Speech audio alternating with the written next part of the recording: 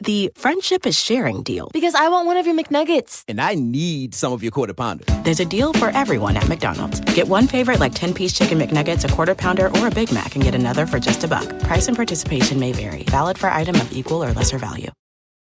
Luxury is meant to be livable. Discover the new leather collection at Ashley with premium quality leather sofas, recliners, and more, all built to last. No matter how many spills, scuffs, or pet-related mishaps come its way, the leather collection at Ashley is made with the durability you need for the whole family. Shop the new leather collection at Ashley and find chairs starting at $499.99 and sofas at $599.99. Ashley, for the love of home. To get the Crime Writers on Aftershow right now, go to patreon.com/partnersincrimemedia.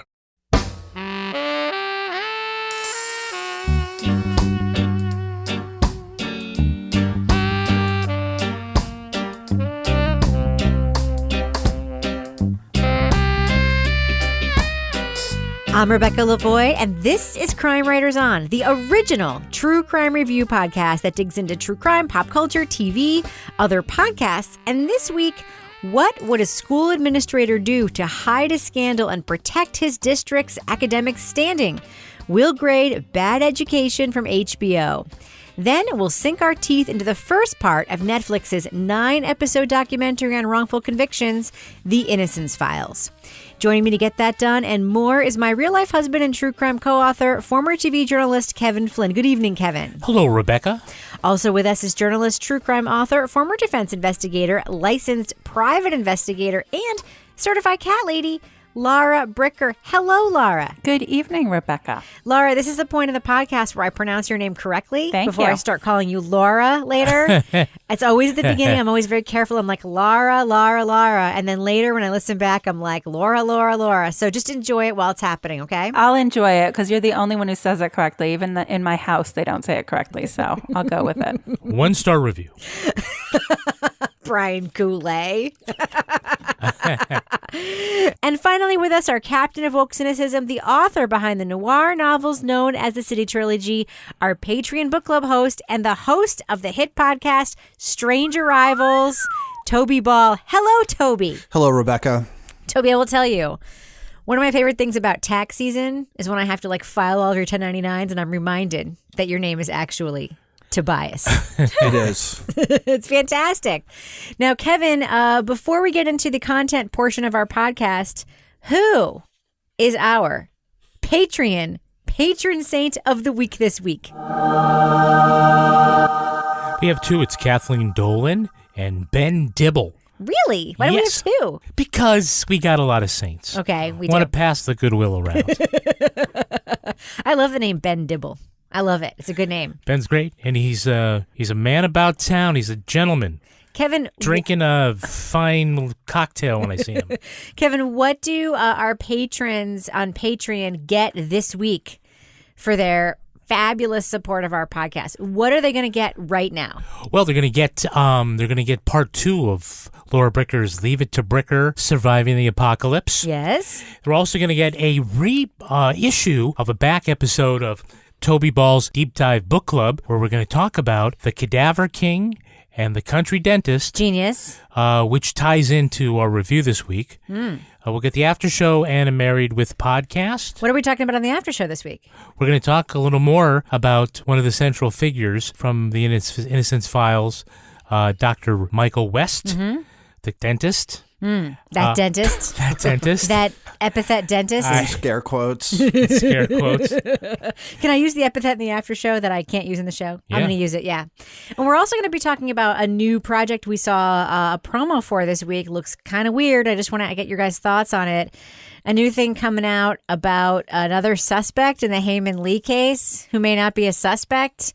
And we're just going to talk about how we feel about that, okay? In the after show. Okay.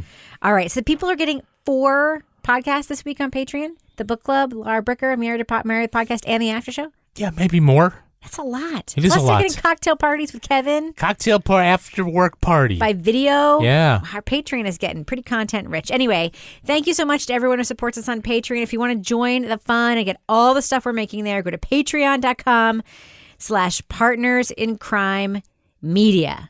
All right, let's start the show, shall we? We're seeing 3 bedrooms go for over $1 million in Rosa Heights. Yeah, you just don't see those kinds of numbers in Syosset or Jericho. I bet those towns are a further commute from the city. Not Manhasset. Not Great Neck. It's the public schools. The better the school system, the higher the price tag on the homes. On Sunday night, HBO premiered its new movie, Bad Education. School Superintendent Frank Tassone is on top of the world.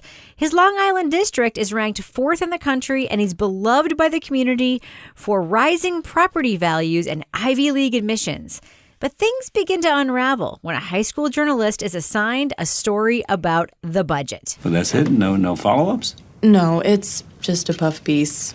You save the real stories for seniors. Rachel, it's only a puff piece if you let it be a puff piece. Oh. A real journalist can turn any assignment into a story. When an administrator is accused of financial malfeasance, Frank convinces the school board it is in everyone's best interest to keep it under wraps. Once word gets out about Pam, we're inviting the Times, Newsday, every other paper in the tri-state area to our front door. With all due respect, screw the papers. This is a very real crime here, a theft of taxpayer money. Judy, you served on the school board for how long? 7 years? 8, proudly. Okay. And in 8 years, how many times has our budget been passed by taxpayers without incident? 8. So what happens when our next budget goes up for approval in May? The budget that we've worked all year on, the stimulus that gets us the skywalk, that gets us to first. What happens? I get what he's saying. I mean, how's it going to look? But Frank's actual concern is about his own exposure in the scandal and protecting the secret life he has built. Based on an unbelievable true story, Bad Education stars Hugh Jackman and Allison Janney playing school officials willing to do anything to maintain their quality of life on the backs of taxpayers too complacent to care. Spoiler alert, we are going to be talking about plot points from Bad Education. So if you want to remain spoiler free and just get our thumbs up or thumbs down review, go to the time code listed in our show notes. Laura Bricker, Hugh Jackman, one of the most handsome people in the world, is actually super unattractive in this movie. Thoughts? Yeah. Which is too bad because I love him. Oh, my God. But there's some, I mean, just from the behavior, he played this role just tremendously. And he really did such a wonderful job with it. But this particular character, the more you get to know him, he's got all these weird little neuroses like the eye cream and the disgusting shakes that he's drinking and then, having sex with former students, which totally disturbed me. So, yeah, he not as handsome when all that comes out. Kevin, what do you think of Hugh Jackman's performance in this film? Oh, I thought it was great. I mean, do you remember the teachers who sat with you, who held you by the hand, who taught you to add and subtract, who showed you Gatsby, Salinger for the first time, Mockingbird even? Do their names escape you? Are their faces a blur? No, you listen to me! You don't want to see us as people because that is not convenient for you. You just leave us behind at will, never think about us again. Right? You might forget, but we don't. We never forget. I thought he had a great performance. This was a really interesting character to play. Of course, you don't know how many liberties they take in a movie adaptation. Not a lot. Have you ever read any of the stories about this case? No. I will tell you, the story that this movie is based on is a story by our friend, the incredible reporter Bob Kolker. Also the author of who Lost wrote Girls. Yeah. Wrote an incredible piece for The New Yorker about this case on which this movie is based. Bob's having a moment. And it really tracks. The movie very closely tracks. There's actually stuff they left out of the movie that was also part of the case. It was unbelievable. But the personality, the bodybuilding, smoothie drinking, charmer of housewives and non-housewives is exactly right. And the look that he actually embodies for this film, Hugh Jackman, is so on point with the actual superintendent. Toby, what did you think of Hugh Jackman's performance in this film? Yeah, I mean, it's really good. To a certain extent, I thought he was, I kept thinking Steve Carell, while I was watching the whole thing. Yeah, but he's a really good actor. So I'm not surprised that he was good in this role. I don't know if you guys know this. Actually, I do know that you know this. I have some stuff to say. So, Kevin, will you ask me a question? Yeah. Does the stuff about competitive Long Island school districts track with reality? You can ask me because I went to school on Long Island, and I am very familiar with all of the school districts they talk about in this film. Go ahead, ask me the question. So, the thing you just said, is that true? It's totally true. The competitiveness with which Long Island school districts view each other, especially in regard to real estate values, is a reality that even as a student, you are acutely aware of. And Roslyn, which is the school district, it's sort of at the center of this scandal, was always, when I went to school in the late 80s and early 90s, always like one of the top tier districts. And all the other districts they mentioned, Syosset, whatever, totally there. I did not go to a fancy school district in Long Island. But the other thing that you should know is, they talk about sort of the pay of the administrators and teachers. Being a teacher is a thankless, difficult job no matter where you work. But if you want to get actually paid like an okay living to be a teacher, like Long Island is the place to do it because of this very kind of competitive nature of districts. Toby, what did you think about how they talked about this in the film, which does reflect reality, about the quality of education being more about the benefit to the community in terms of property values than the quality of the education for children? Well, I mean, I think it's reality playing as black humor, because I think, what's interesting, and I kind of feel like they don't quite dive into it as much as they could have, but it's like the kids' education, as you were just saying, it's sort of the real benefit of it is it makes the community desirable and brings up property values. And that's really what they're concerned about is, it's not whether this person went to Columbia or this person went to Penn or Princeton or whatever. It's just getting those numbers in there so that they look good on paper, so that real estate values go up and everybody makes money. Yeah. It's one of those funny things where it exists and it's freaking ridiculous and it's dark and it's kind of funny.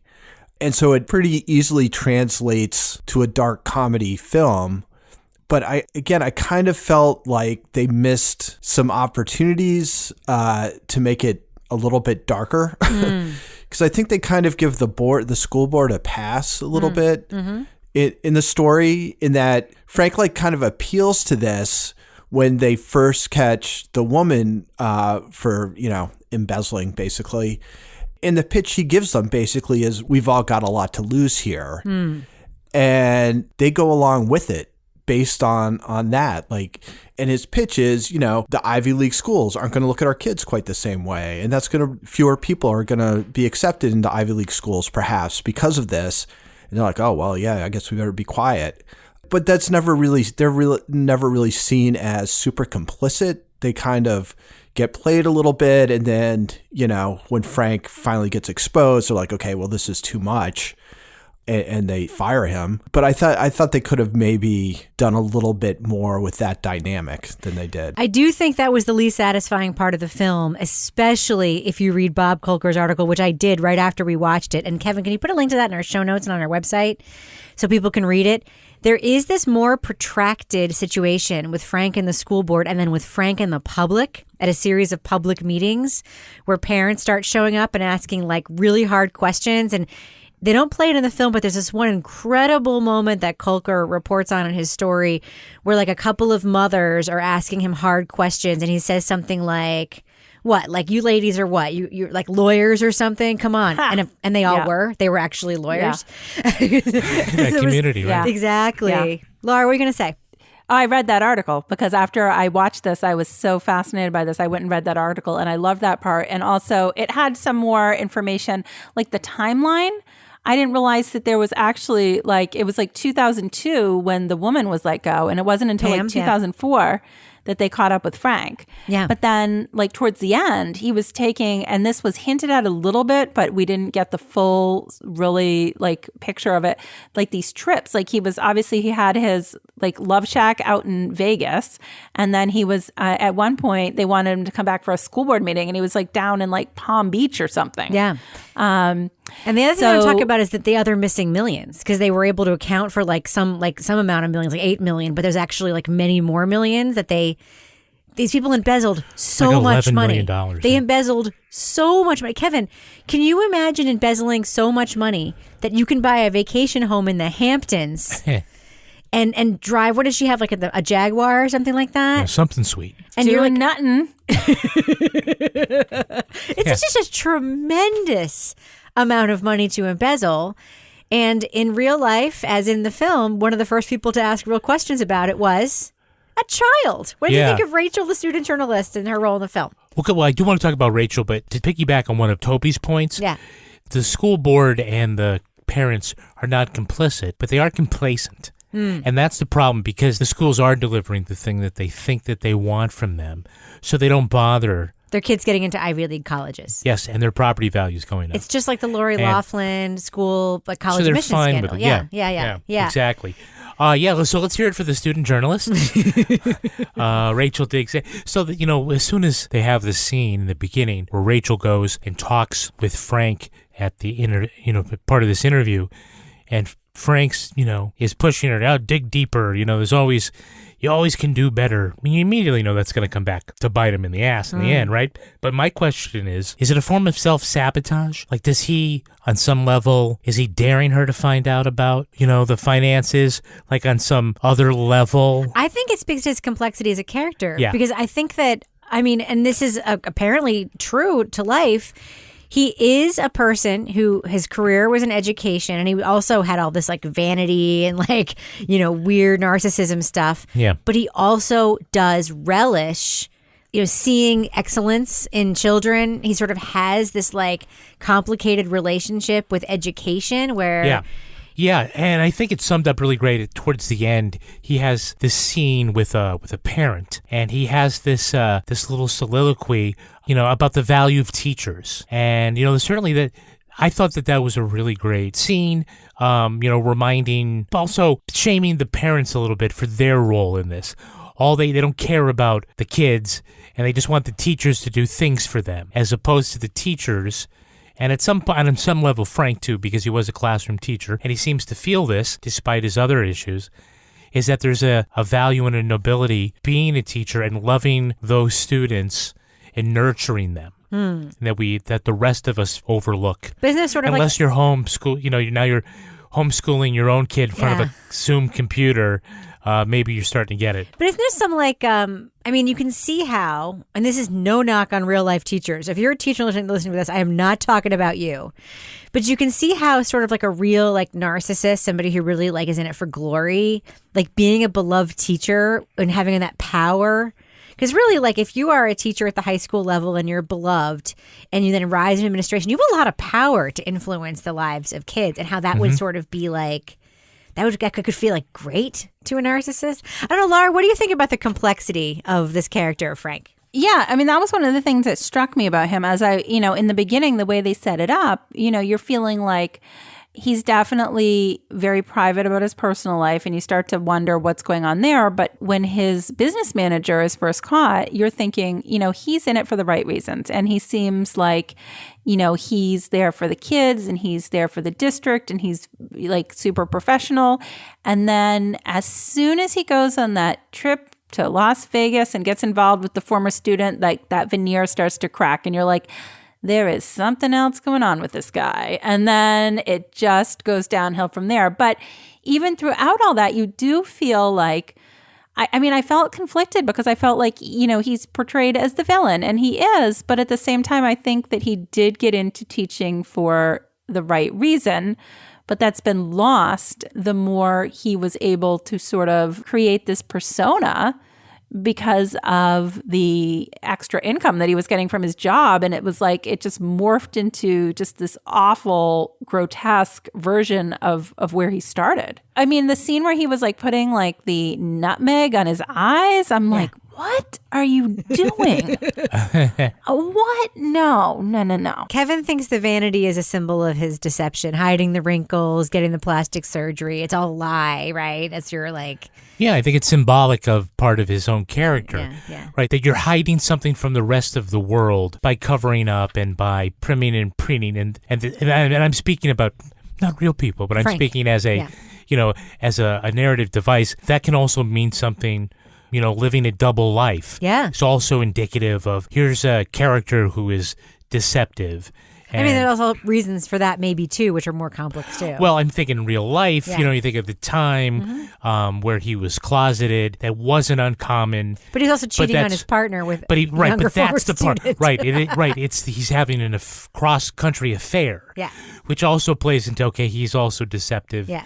And it stitches a lot of things together. Student journalist, Laura. You want to talk about the student journalist? Oh, I love the student journalist. I love the fact that when she starts, she's just like, oh, this is so boring, whatever. Just give me the quote. Puff piece. Yeah, puff piece. I'm like, I have done that many times. But, I love when she's down in the basement digging through the files, and then it sort of, starts to take on a life of its own.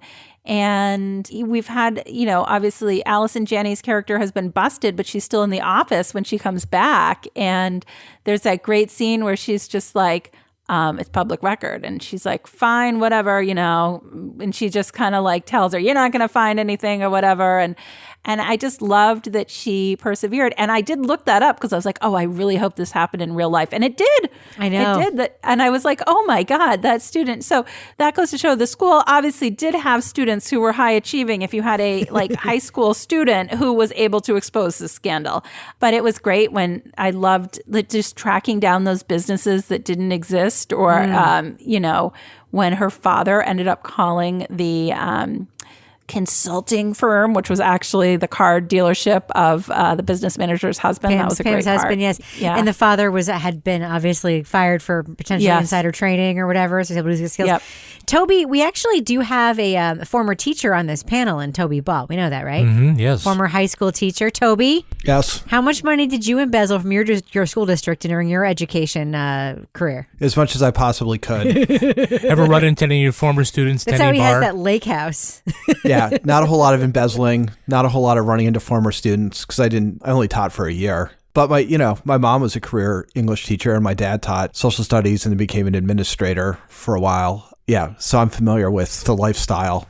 Although I don't think my parents embezzled very much. I don't think they did either. Or at least if they did, they hit it very succsuccessfully. Yes. They spent it on your sister. That's right. You. That's right. and her sabbatical to Africa, wherever she went, her study abroad. Deep cuts. Again, I kind of felt like one of the things that didn't really get probably the due that it should have is in the end, not with the embezzling, but with all the other stuff. I mean, Frank was just doing what his bosses, which is basically the public, through the school board, wanted him to do, right? What, stealing? They wanted him to steal? No, I mean, besides that, but I think what's more like where the kind of dark humor in the whole thing comes from is sort of the absurdity of the whole setup, which is using kids as like a social indicator of the quality of your town, right? Using their success. And then when they want to get pushed from number 4 to number 1, the whole thing is like to have a sky bridge. It was so weird. And no, it's but it's so exactly right. I'm telling you, it is so exactly what a high school would do to try to be fancy. Right, Toby? We 100% had I don't think we called it a sky bridge, but we did have 2 buildings in our school. And there was a second floor like hallway between the 2 buildings that you could go through. So it was like a sky bridge. No, it was kind of a no frills sky bridge. To me, even the embezzling thing was kind of almost an excuse to take a look at sort of the social situation in which all this stuff kind of takes place. And one of the ways you get to embezzle that amount of money without people really noticing is because you are in a super, super rich school district, which is so well funded that you can get rich without people noticing by embezzling from it. That was not the case at either of the school districts I had anything to do with in New Hampshire. Yeah. I can tell you that. So anyway, I just kind of felt like there was a little bit of a lost opportunity to like kind of make a little bit more of a statement about just sort of the weirdness of that whole situation. Because I felt like the feel of it would kind of lend itself to that because there's definitely funny parts and it's definitely not played as tragedy, but for whatever reason, I guess they didn't think that was quite as key as some of this other stuff. And then, like the journalist's dad, like that was just another opportunity to like kind of talk about that time and sort of the values that were going on with him getting caught from insider trading. But instead it's kind of a like, well, this is the lesson I learned. And then she kind of takes that to heart and goes ahead with the story. Yeah. Like that's the extent of what that means in the script. I do want to talk a little bit about Allison Janney, one of my favorite actresses working today, and her performance in this movie. They're taking my license. Mom, what did you do? I took money from them. Yeah, I stole. We all did. Okay, look, just go back to your rooms, Yeah. please. Let me talk to your mother. Your car, your clothes, this house, the other houses. What are you talking You about? didn't want state school. You wanted private college. I wanted you to be happy with me. Kevin, what do you think about Allison Janney's Pam and her son, the kid from American Vandal, and her husband, the sad car dealer, and her house in the Hamptons, and her niece, who she gave a job to, the chick from Masters of Sex. The woman from Masters of Sex, yes, who's just wonderful. What do you think of Pam and her role in this whole thing? Is her accent accurate? It was fine. It's very difficult to do a Long Island accent. It really is. There's just one secret to it. And it's just for some reason, I don't know why accent dialect coaches don't just impart this one thing. Yeah. The key to doing the best Long Island accent is just to pretend like your jaw has no muscles and you've just been injected with horse tranquilizer. Like and that? it just goes super lazy. But there is sort of an active version of Long Island accent, and Allison Janney did it fine. But she's just an electric actress, is she not, Kevin? She is, but I want to hear more of you talking in that accent. It's like butter. Yeah. Laura, what did you think of Allison Janney's character, Pam, and sort of her role as the shameless embezzler sending her son out to buy supplies to do the renovation for her Hamptons house? He was a moron. I'm Cast sorry. perfectly, by the way. I Who love drew that the guy. dicks? Love that guy. Yeah, exactly. No, I loved her character, but I will say I felt like her accent, and I said I actually wrote in my notes I'll defer to Rebecca because the accent, I felt like it was overdone almost. It was when we listened to wasn't some overdone. some of the things where we've listened to and we've heard a Boston accent done wrong, or we did that podcast one time that was supposed to be Northern New Hampshire and they used down Maine accents. Blackout. And I was like, is this one of those Remember when situations? Blackout felt like science fiction? Oh my God, we're living Blackout right now. But I loved her character. I thought she's wonderful. I love her in anything that she's in. And, but it was definitely, she wasn't going down without a fight. And, her niece, though, who's like, well, I got you a little Christmas present while I was at it. I was like, oh, man. But that was another scene with the niece and Frank where, again, you see Frank's true colors, where he's like, she comes in and she's like, I know what you did or whatever. And he's like, see, I can't do a Long Island accent. I don't have horse tranquilizers. But one horse thing you don't have, apparently. Apparently not. But where Frank is like, oh, is that Lord and Taylor or Macy's or whatever? Exactly. And I was like, oh, he is wise to what's going on. He is not all he's cracked. But, in the beginning, you're thinking oh, boy, he's got a shitty situation he's got to deal with. I feel bad for him. And then you're like, it's an apartment in Park Avenue, for God's sakes. Yeah. All right. Well, let's do what we do. Let's let our listeners know, should they check out Bad Education? It's a new film from HBO looking at the Roslyn, Long Island School District embezzlement scandal. And it's kind of fun. Laura Bricker, what do you say? Thumbs up or thumbs down for you for Bad Education? This is an enthusiastic thumbs up this time. I loved this. This was a really fun watch. I love stories, and I talked about this before, where we have people leading double lives, secret lives. They're exposed. Nobody could believe that this person could have been doing this all this time. And that is the sort of story that this is. It's got such a great cast of people in it. We've got Ray Romano, who we didn't even talk about. Oh, I know. He's having a moment, Ray. He's in everything. I know. And so it's got Everybody a great cast. does love Raymond. Yeah. Except when he's on the school board. So I would say absolutely. It's an hour and a half. It's well done, interesting story, very captivating. Toby Ball, what about you? Thumbs up or thumbs down for Bad Education on HBO? I give it a thumbs up. I think I've said my piece about what I thought they kind of could have done and sort of missed out on opportunities for. But, it's funny, given sort of how downbeat a lot of the stuff we review is. This is one that's, if you can't deal with sort of another troubling true crime thing, you can watch this and get a few laughs. It's pretty light despite sort of Frank's ultimate fate. What about you, Kevin? Thumbs up or thumbs down for Bad Education?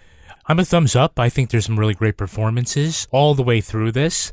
I haven't read a lot of the background material, so I don't know how far away it journeys from, real life instances, but I thought it was thoroughly entertaining. I'm not quite rooting against Frank, but I'm not really rooting with him either. Yeah. And I think that's a great sign. And I love the last scene. I wish we could have talked about it more in the spoiler section. But again, I think that it does a good job of blending true life, character development, and maybe some deeper symbolism to tie the two together. Yeah, I'm going to give it a thumbs up too. It's not super heavy, but it reminds me a lot of, Kevin? It reminds me of the film To Die For's treatment of the Pam Smart case. Mm-hmm. It takes slices of the real life story and chooses to project those and make them the main story. Mm-hmm. To Die For, starring Nicole Kidman, of course, just sort of looked at like the sort of fluffy, superficial aspects of Pam Smart and the way she manipulated the kids. And it didn't really get into some of the deeper aspects of the criminal conspiracy and the way that the trial may have been mishandled and all that stuff. Mm-hmm. And to me, Bad Education is sort of a To Die For treatment of the Rosalind school scandal. And if you choose to sort of just take it at face value, the performances, the writing, the delivery, and also the interpretation of the Kulker article, which I think is a must read. If you watch this movie and like it, please check out the Bob Kulker article. It's thumbs up for me. I really like the whole thing as a package. Moving on. People in the crime lab saying the tire prints match, the shoe prints match, the hair matches, the bite marks match. Because of these unreliable methods, innocent people are going to prison. Netflix is out with an ambitious 9-part series looking at wrongful convictions. The Innocence Files employs 3 different director-creators to examine cases and issues where justice was misapplied. It was produced in conjunction with the Innocence Project, and the first 3 episodes, directed by documentarian Roger Ross Williams, start with a pair of rape homicides of small children in Mississippi. She was about 10 feet out there. She actually was found partial clothed, face down, and then the water was down a little bit more, too. Though the crimes are strikingly similar, authorities convict different men for the deeds. At issue is the accuracy of bite mark evidence and whether it's reliable forensic science.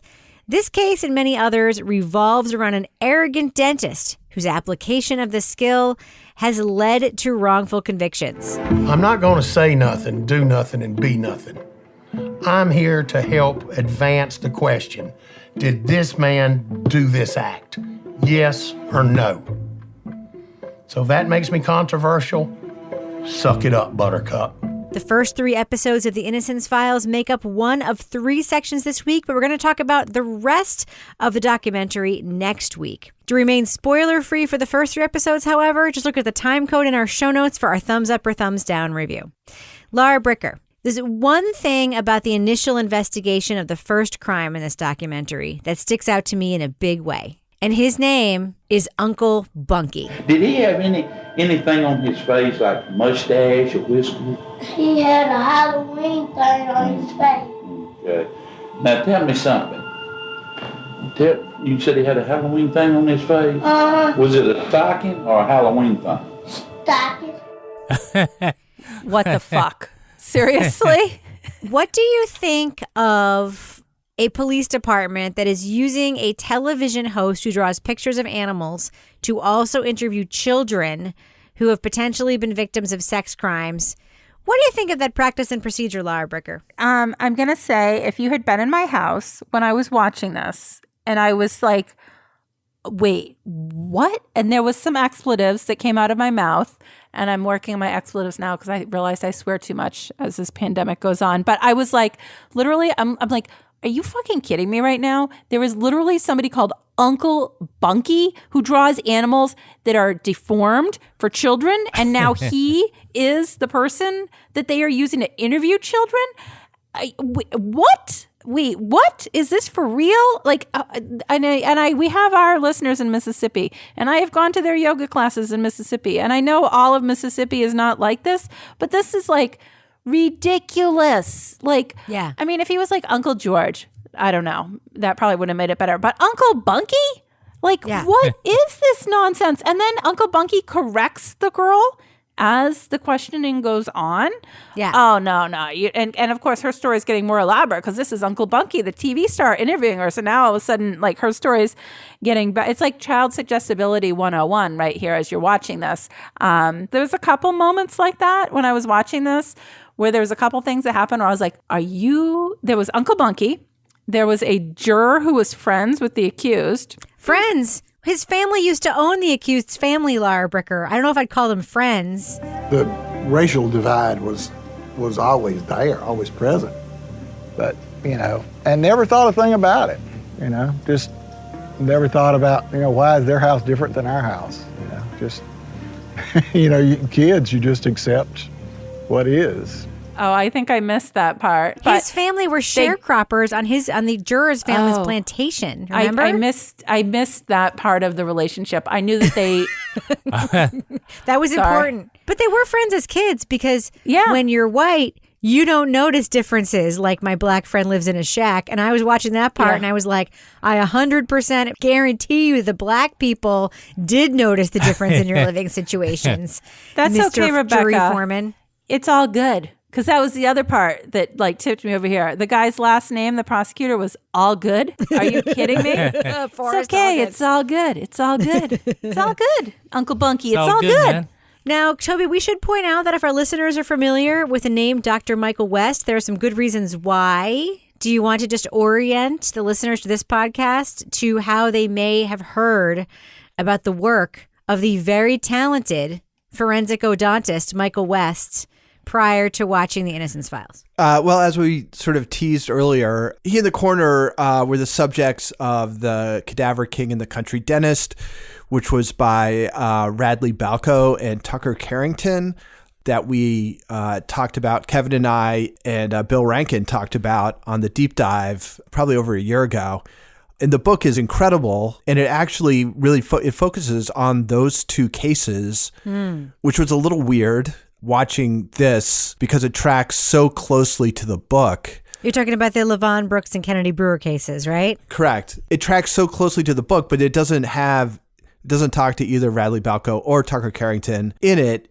And I don't want to compare the two, but one thing the book did do is give a little bit more of the societal context in which all this stuff kind of went down, which is that the state coroner's office in Mississippi and sort of their death investigation apparatus was for decades and decades basically there to support white supremacy. Yeah. And to help white people who murdered African-American people get off. So that piece doesn't necessarily play directly into this case, other than I think it shows like a complete disregard for the actual lives of the people who he's sort of doing this ridiculous junk science about, and just like, let's just put these guys away. But I felt like the book was really, and my understanding of the whole thing was enriched a little bit by the historical context, so that the system in which Dr. West was operating and why he was kind of given the leeway that he was to just be like completely batshit crazy on the stand again and again and again. Yeah. And in real life, in person, in 2020. Now, Kevin, I should disclose I did interview all the three directors who sort of oversaw the 3 chapters of this documentary for the Netflix podcast You Can't Make This Up. And Roger Ross Williams, who directed these 3 episodes, was one of them.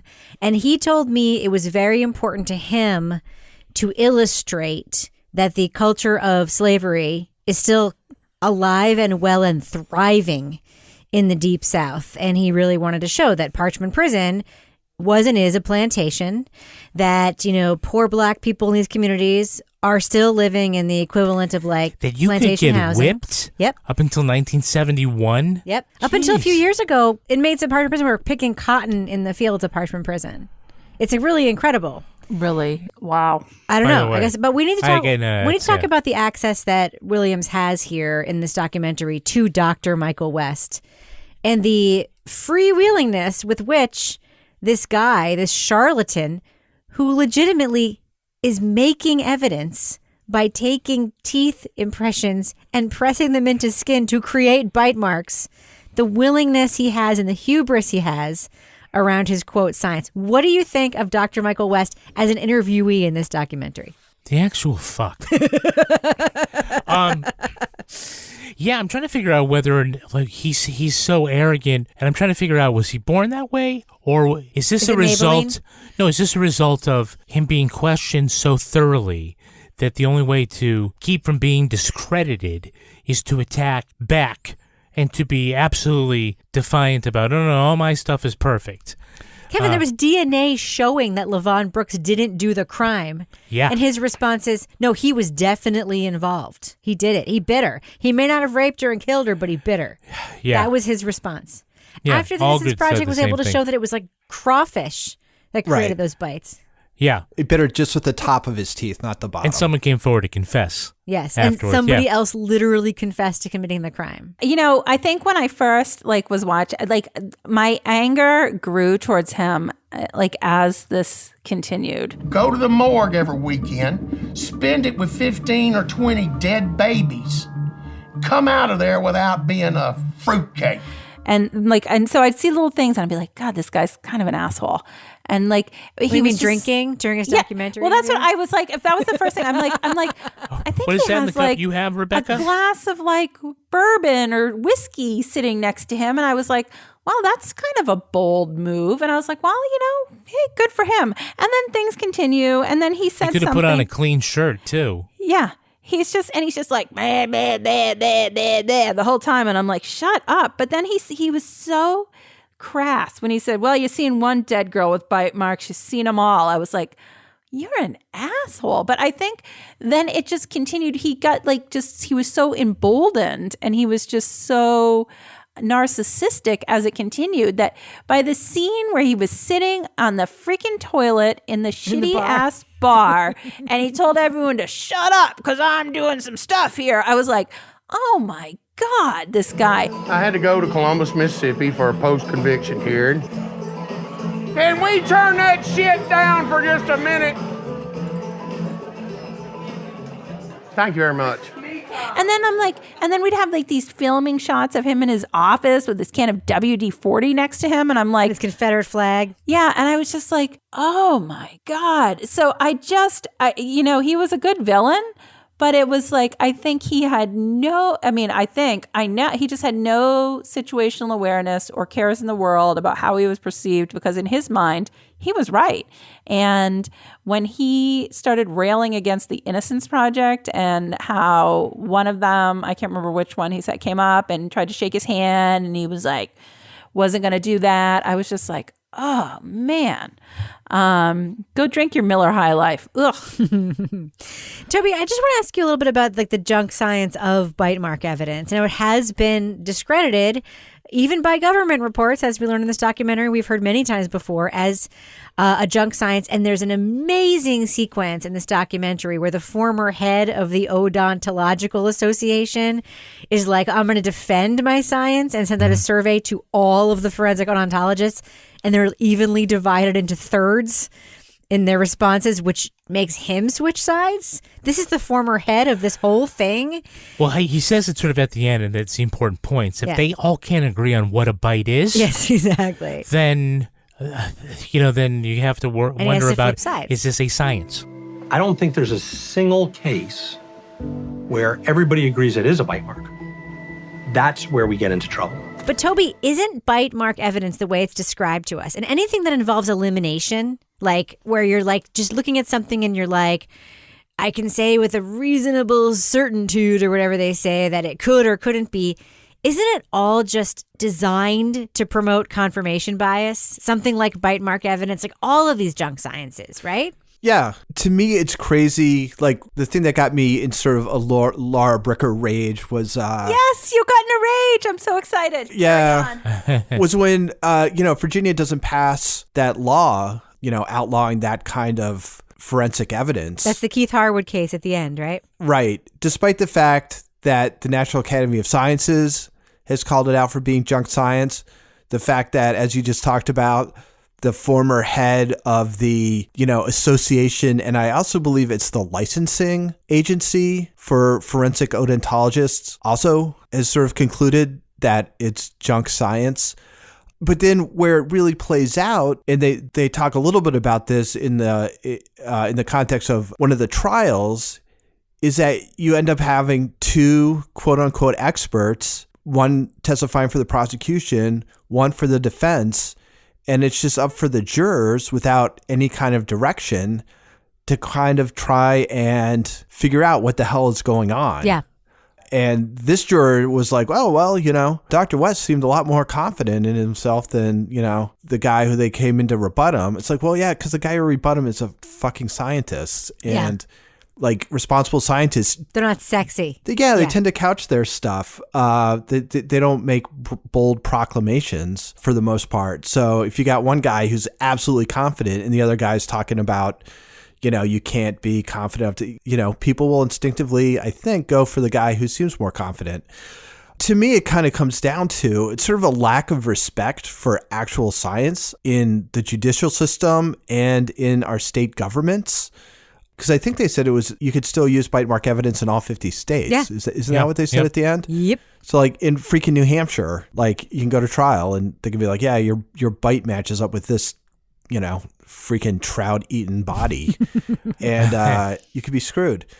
I kind of felt like that kind of gets hinted at, but he doesn't go too deep, and maybe that's just kind of not the point that he's trying to make with the documentary. But that's what that had me thinking about, is it's hard to adjudicate what's good and bad science during a criminal trial. Right. And yet that's what happens. And I think particularly in places where, juries are more inclined to convict, I think it's a powerful and unfair weapon. And where juries are racist, Toby, and where juries are racist, as we have discussed many times on this podcast. And don't at me, people. Like, juries in Mississippi are racist by design. Yeah. Prosecutors pick them and are allowed to pick them by design to be racist. In the LaVon Brooks case, there is a guy who is the jury foreman whose family used to own LaVon Brooks's family. We think they would swing his way, though, right? You would think he would be excluded. The first question you get asked in jury duty is, do you know the defendant or any of the witnesses? And if the answer is yes, you are excluded from that jury pool in any reasonable jurisdiction. Not in this community in Mississippi. It's fixed by design, and make no bones about it. It's not one bad apple. It is a system that is fixed toward white supremacy and racism. Who was was it a journalist at the beginning who's like, well, I don't think anymore. Yes, I don't think there's really a problem with journalists. I was like, what? It's like, wait, have you listened to In the Dark season 2? Yeah. He was a journalist and a pastor, though, Toby. That was a different one, different guy. No, that was a different. It was a white guy with a beard. Yeah, I certainly like the idea that you can go from being a TV reporter, be a pastor on the weekend. That's right. I think that's what Sean McDonald's. I been love up that to guy is- actually. Yeah, that guy was cool. I liked him. So there were the experts who had been around for many years. The Ted Bundy guy. Yeah, and I think that they developed, at least they demonstrated at some point, a bit of humility about it. He went back and changed his testimony from a thing he did in the 80s and explained, I've been doing this for 35 years now. Yeah, and they shouldn't have convicted the guy just on what I said. Well, but also he likes to think that he's gotten better, but that includes understanding the limits, which is why sometimes he testifies for the defense. But I've gotten to the point where any of these, that's this pattern evidence, that I can be comfortable with it being exclusionary. Yeah. So you could say, if you know the rape victim got bit and you look at the pattern and you're like, here's your suspect, you're like, I don't have that many teeth. It's like, okay, well, then you're excluded. But to say, no, this is the guy because he matches can't be the pattern. Excluded, yeah. You can't, yes.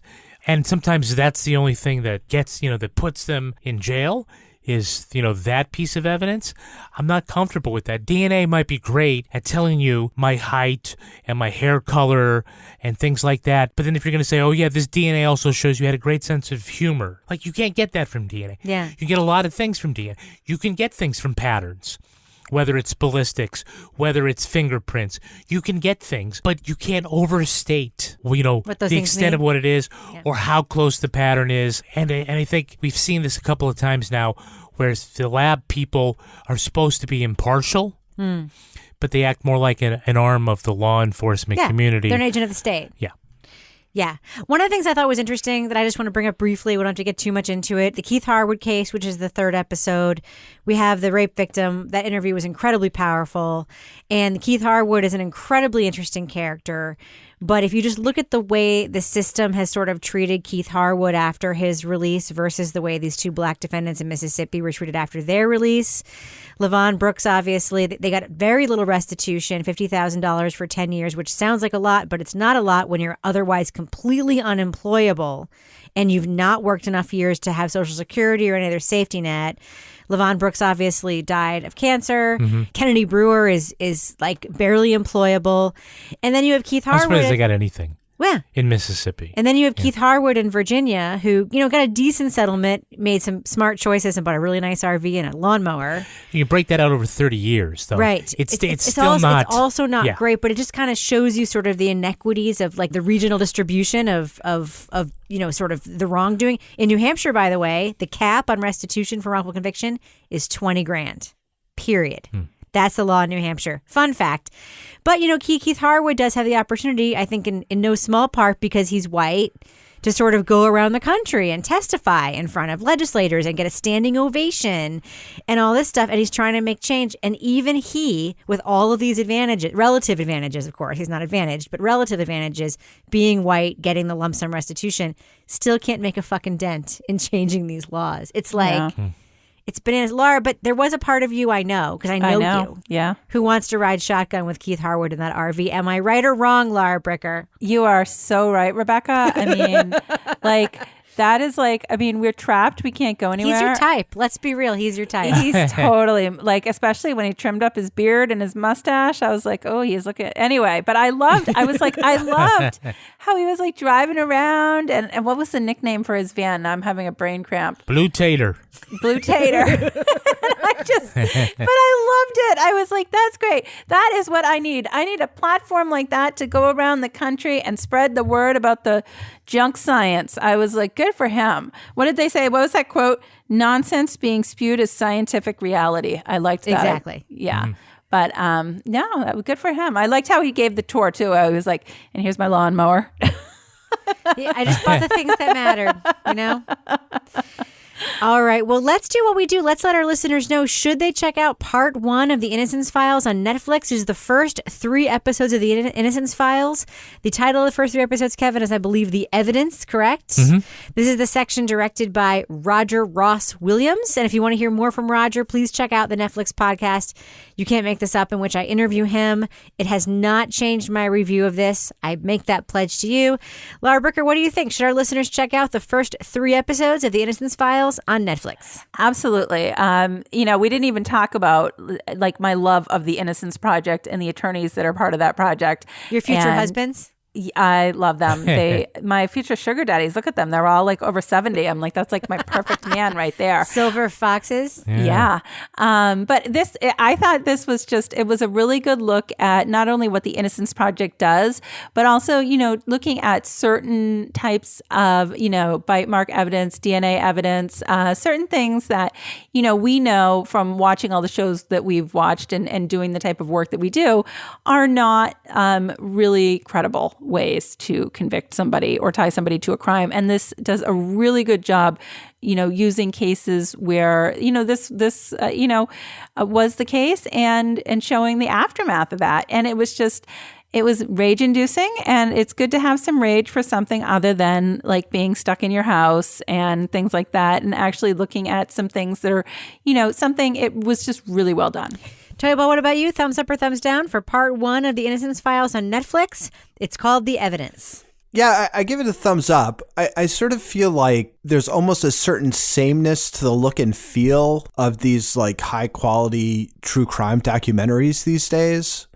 And I kind of had the same feeling with this, is that it just seemed like it had the same tempo, the same basic look, but the story and theme are different. I don't know what that makes me really think about, other than it'd be nice to see somebody play with the form a little bit, because I sort of feel like the template's there and people are just finding good stories to put into the template and doing it well. But this is about stuff that I'm interested in and feel pretty strongly about, and it's told very efficiently. And the fact that they get Dr. West to be his full-on shitty self on camera unrepentantly is quite something. So yeah, it's a thumbs up. Kevin Flynn, what about you? I am also a thumbs up.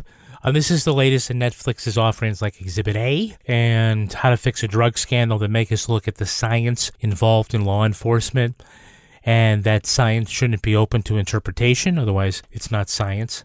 The CSI effect used to be something that we talk about with prosecutors, how they were sort of disadvantaged because juries always wanted to see the DNA, and they wanted to see the science, or else they wouldn't convict. But I also see that the CSI effect is the problem now for defendants, because when there is forensic evidence, it's presented as being infallible, even in those cases when it is misapplied, or even if that science is junk.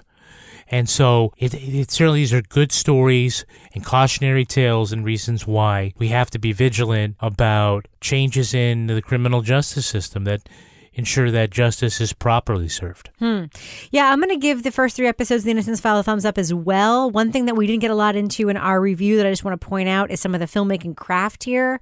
Some of the on-camera interviews here, Dr. West's are extraordinary, but some of the other on-camera interviews are also pretty extraordinary in these 3 episodes. Of course, we have Teresa, the victim in episode 3. We have the sister of one of the victims in episode 1. We have, family members. We have the jury foreman in the LaVon Brooks case, who, whatever you think of the system that allowed him to become the jury foreman, it is extraordinary that he's sort of, as the jury foreman, like exposing himself this way on camera.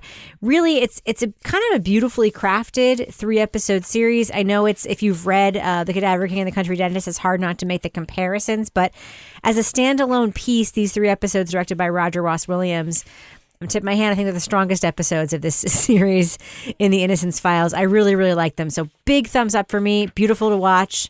Moving stories, great characters, and, of course, that fucking dentist. So thumbs up for me. And now it's time for my favorite part of the podcast, a little something I like to call the crime of the week. Since many of us have been working from home, it seems like every day is more than casual Friday, but sometimes being comfortable can be a little too comfortable. The mayor of a Maryland town is reminding people to wear pants when they go to the mailbox. In an online post, Mayor Bradley Wantz says, "You know who you are. This is your final warning." He told NPR with just a bit of irritation that with so much going on in the world, how are the 7,000 residents of Taneytown expected to remember to wear pants when they check their mail? Taneytown? Taneytown. He said underwear is fine. Just keep all your jiggly bits in self-isolation. I will say, I do like it that he's protecting the postal workers from sexual harassment here. I do like that. I like it very much. Well, no one goes to the mailbox when the mailman is there. It's the neighbors who are offended. I run outside when the mail person comes in my driveway because I'm so happy to see another person. Kevin, they run away. I have been walking my dog in a bathrobe for a month. Laura Bricker, here's my question for you. Are you wearing pants when you go to the mailbox or do other activities? What do you think, Laura Bricker? I am wearing pants, but this reminds me of a funny story, Rebecca. Here we go. You know how, no, this is good. I have a story for everything. So, when you get like those little night shirts and in the beginning they're great. And then the more you wash them and wear them, they shrink, or perhaps the sexier it gets. Well, a few years back before the pandemic, I had one that it was like, I only wore like in a house and I didn't like go outside in. It was like this pink one with cherries on it. And it got shorter and shorter. And I was like, I can't remember why I had to run outside one morning. And I ran out to our barn to get something. And all of a sudden I heard, "Hey, what's going on?" And neighbor Dan was out like working in our barn. And I was out there in this god-awful cherry nightshirt. So I can totally understand why this was an issue that they needed to address. Because after that, this is why I wear pants now. Because of that situation, the trauma. Toby Ball. Working in the barn. Toby Ball, different question for you. Okay. What is the worst outfit you've worn during this pandemic? What criteria are we using here? Anyone you want, Toby Ball. I do have a pair of orange Syracuse sweatpants. that I wear quite a bit with various slippers and novelty socks and fancy tops for your video calls. Yeah, I mean, it's not like I have a wild wardrobe to wear something wild. That's the best I can do. Big orange, Toby, right? Big orange. Orange boy. Kevin Flynn, I have a separate question for you. Yeah. Why did you decide to suddenly get dressed up today? You look amazing. Why, thank you. Because all of my junk clothes are now in the hamper. So, like, I don't know, more jeans. All right, khakis, it is. Jeans is too fancy for this pandemic. I'm all about the yoga pants I bought when I had a broken leg. We should probably end it on that note, but before we do, Laura Bricker, do we have a cat of the week this week? We've got some dogs for you, Rebecca. Yes, It is about freaking time. Tell me about these dogs, Laura. Well, so I had another dog picked out, which was like a rescue dog that was pregnant and they didn't know I was pregnant. And then I got a Twitter nomination from Anne Kilgore. And it is a picture of two dogs dressed up in little outfits. There's a boy dog that looks like got his little tie on with his hat. And then his date has a little dress and they have little... His date? Has little drinks. The other little dog, one has a beer, one has some champagne. And it says, my awesome brother-in-law started a Facebook group for our family called COVID-19 is a drag, so let's have a ball. Each day we have a different drag category and we have to do something. The category today was heavy petting. And I think our doggies, Mo and Savion, rocked it. Nice. Maybe we should have a little dress-up party every day. We could have Toby dress up for us. Just Toby. If it's just Toby. It's the only way it's acceptable.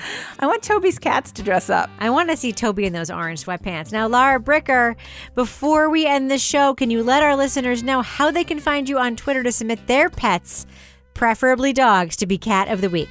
At Laura Bricker. And Toby Ball, folks want to reach out to you and see a photo of you from the waist down in your Syracuse loungewear. Ew. How can they find you on Twitter? Can I plug a couple of things first? Of course, Toby. It's entirely possible I have my weeks completely screwed up, in which case this all might not be true. But I think this coming Wednesday, I'll be on both The Blotter Presents for like the 850th time, and also on Stuff They Don't Want You to Know. Nice. That's a fancy podcast, Toby. It's a very those guys are really cool. I had a good time chatting with those guys for about an hour. So you can catch me on both of those on Wednesday or any day after that, because that's the way podcasts work. And you can also find me on Twitter at TobyBallNH. And Kevin Flynn, if folks want to reach out to you, how can they find you on Twitter? I am just here at Kevin P. Flynn. And if you want to follow me on Twitter or Instagram, you can find me at Reb Lavoie. You can also follow the show on Twitter at Crime Writers On. And I encourage you very strenuously to join our incredible community on our official Crime Writers On Facebook discussion group. You can support the show on patreon.com/Partners in Crime Media, and you will get the Crime Writers On After Show, Married with Podcast, a bonus episode of Toby Ball's Deep Dive Book Club podcast, Laura Bricker's Leave It to Bricker podcast, Married with Podcast, and the occasional invitation to video drinks with Kevin P. Flynn. Our theme song was performed by the New York Ska Jazz Ensemble and used with their permission. Our line editor is the very handsome and completely not objectified Henry Lavoie. Our social media and newsletter maven is fellow Taco Bell stan and fully rounded Meredith Plunkett. We love you, Meredith. She's pregnant. Just say that. She's very well rounded. This show was People recorded in the Yoga misinterpret Loft that. above the bodega in Bay St. Louis, Mississippi studio, otherwise known as Studio C, the closet in our basement where all the bite marks are for reals. On behalf of all the crime writers, thanks so much for listening. We will catch you later. Guys, be very quiet and good while I read this ad. Okay, can you do that? Obviously they were. Okay. Turn your great idea. Starting now. Oh, what a dick. Totally buying those Heather Cashmere sheets. Because you said I couldn't a podcast. This is how you trap Kevin into things. Kevin, I'm having a baby. Yep. Sure Just kidding. Oh, sweet. That's wonderful news. When I find out who the father is, I'm going to kick the shit out of him. Wow.